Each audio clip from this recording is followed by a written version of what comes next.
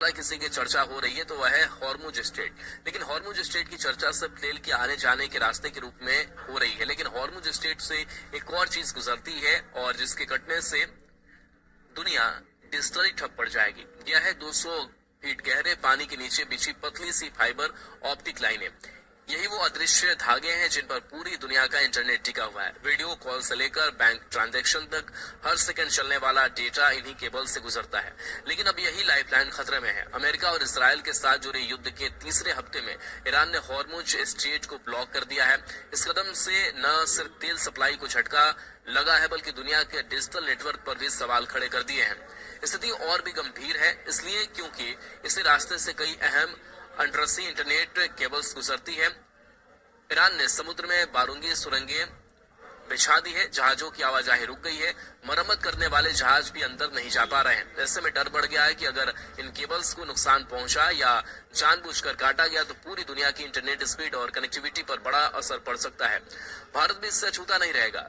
Red सी और Hormuz strait दुनिया के सबसे अहम डिजिटल रास्तों में गिने जाते हैं।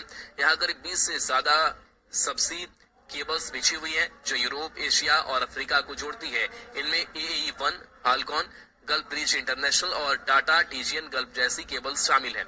ये भारत की अंतर्राष्ट्रीय इंटरनेट कनेक्टिविटी को सीधे सपोर्ट करती है।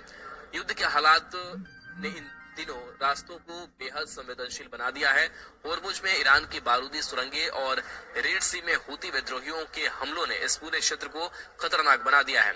जहाजों और इंश्योरेंस कंपनियों ने आवाजाही रोक दी है। इसका मतलब है कि अगर केबल्स को कोई नुकसान होता है तो उसे ठीक करना बेहद मुश्किल हो जाएगा।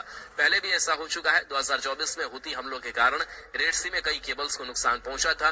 उस समय एशिया और अफ्रीका के कई हिस्सों में इंटरनेट की स्पीड गिर गई थी। मरम्मत में महीनों लग गए थे। अब अगर हॉर्मुज और रेड सी दोनों एक साथ प्रभावित होते हैं तो एक ग्लोबल डिजिटल संकट बन सकता है। भारत की कई अंतर्राष्ट्रीय इंटरनेट केबल्स पर्शियन गल्फ के रास्ते जाती है। अगर ये केबल्स प्रभावित होती है तो इंटरनेट स्पीड में गिरावट आ सकती है, खासकर इंटरनेशनल कॉल, क्लाउड सेवाएं, ऑनलाइन बैंकिंग और AI आधारित